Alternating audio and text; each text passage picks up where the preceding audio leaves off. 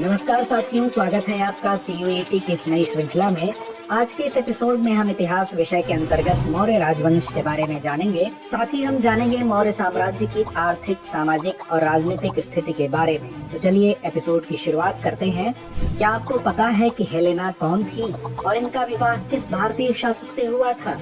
अगर नहीं पता तो हम आपको बताते हैं कि हेलेना सिकंदर महान के शीर्ष सैन्य अधिकारी सेल्यूकस निकेटर की बेटी थी, जिन्होंने राजनीतिक संबंध स्थापित करने के लिए वैवाहिक संबंध का सहारा लिया और अपनी बेटी का विवाह चंद्रगुप्त से कर दिया था। तो चलिए अब बात करते हैं चंद्रगुप्त की।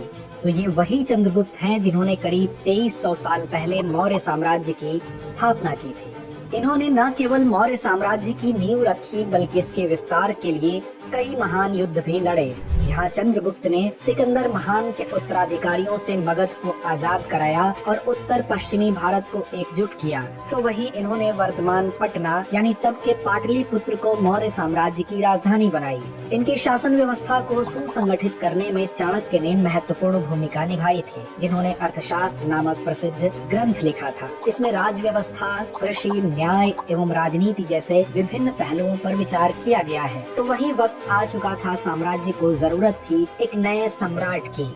ऐसे में चंद्रगुप्त ने अपने पुत्र बिंदुसार को शासन की बागडोर सौंपी। क्या आपको पता है कि इतिहास में महान पिता का पुत्र किसे कहा जाता है? अगर नहीं तो आपको जानकर हैरानी होगी कि बिंदुसार को ही इतिहास में महान पिता का पुत्र और महान पुत्र का पिता कहा जाता है। वो इसलिए क्योंकि वे चंद्रगुप्त मौर्य के पुत्र और सम्राट अशोक महान के पिता थे। उन्होंने साम्राज्य की स्थिरता बनाए रखी और दक्षिण भारत तक साम्राज्य का विस्तार किया। उनके शासनकाल में मौर्य साम्राज्य की सीमाओं में काफी प्रगति हुई और उन्होंने अपनी सत्ता को मजबूत बनाए रखने के लिए कूटनीतिक नीतियों का उपयोग किया।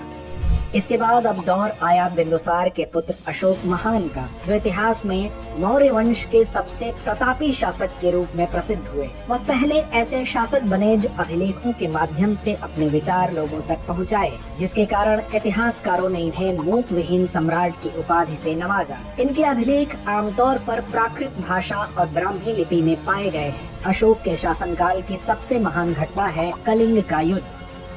कलिंग के युद्ध ने अशोक के हृदय को बदल दिया। दरअसल कलिंग तटवर्ती उड़ीसा का प्राचीन नाम है। अशोक ने कलिंग को जीतने के लिए एक युद्ध लड़ा। यह युद्ध लगभग 261 ईसा पूर्व में हुआ था, जिसमें अशोक की मौर्य सेना ने कलिंग पर आक्रमण किया था। लेकिन युद्ध जनित हिंसा और खून खराबा देखकर उन्हें युद्ध से घृणा हो गई। उन्होंने निर्णय लिया कि वे भविष्य में कभी युद्ध नहीं करेंगे और इसके बाद अशोक ने धम्म को अपना लिया।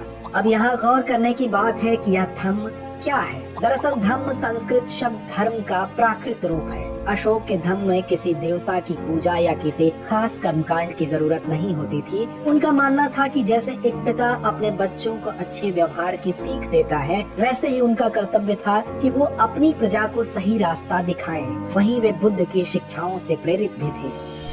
जहाँ सम्राट अशोक ने बौद्ध धर्म को साम्राज्य के प्रमुख धर्म के रूप में मान्यता दी और धम्म का प्रचार किया, उन्होंने स्तूपों, विहारों और शिलालेखों का निर्माण कराया। इनमें सांची का स्तूप, सारनाथ स्तूप और लौरिया नंदगढ़ स्तंभ प्रमुख हैं। इसके अलावा सम्राट ने आजीवक संप्रदाय के लिए बराबर की पहाड़ी में 4 गुफाओं का निर्माण कराया, जिनका नाम कर्ण चोपर, सुदामा व विश्व झोपड़ी रखा है। वही बात करें मौर्य साम्राज्य की प्रशासनिक व्यवस्था की, तो यह एक केंद्रीकृत प्रशासनिक व्यवस्था थी, जहां साम्राज्य को कई प्रांतों में विभाजित किया गया था, जिन पर महामात्र या राजा द्वारा शासन किया जाता था। इन प्रांतों में कर संग्रह, न्याय प्रणाली और सैन्य संगठन की व्यवस्था थी। वहीं अर्थशास्त्र में राज्य की प्रशासनिक नीतियों, आर्थिक व्यवस्थाओं और राजनैतिक सिद्धांतों के बारे में जानकारी मिलती है, जबकि अर्थशास्त्र में सेना की संरचना और उसके संचालन से संबंधित विशेष नियमों एवं नीतियों का भी वर्णन किया गया है। इसमें बताया गया है कि मौर्य शासकों के पास विशाल संगठित सेना होती थी, जिसमें पैदल सेना, अश्वारोही, हाथी दल और रथ शामिल थे। यह विशाल सेना साम्राज्य की रक्षा और विस्तार में महत्वपूर्ण भूमिका निभाती थी।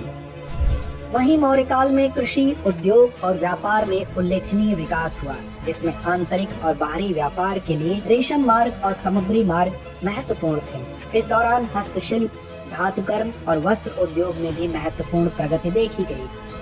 मौर्य साम्राज्य की महानता अशोक के बाद भी कई शताब्दियों तक भारतीय सभ्यता पर प्रभाव डालती रही। हालांकि मौर्य साम्राज्य के अंतिम शासक बृहद्रथ की हत्या के बाद इस साम्राज्य का पतन हो गया, लेकिन मौर्य साम्राज्य में कई महत्वपूर्ण ऐतिहासिक निर्माण कार्य किए गए जो आज भी भारतीय संस्कृति और इतिहास का हिस्सा है। वहीं यह काल भारतीय इतिहास में एक नया युग प्रदान किया और भारतीय सभ्यता को राजनीतिक, सामाजिक और सांस्कृतिक रूप से समृद्ध किया।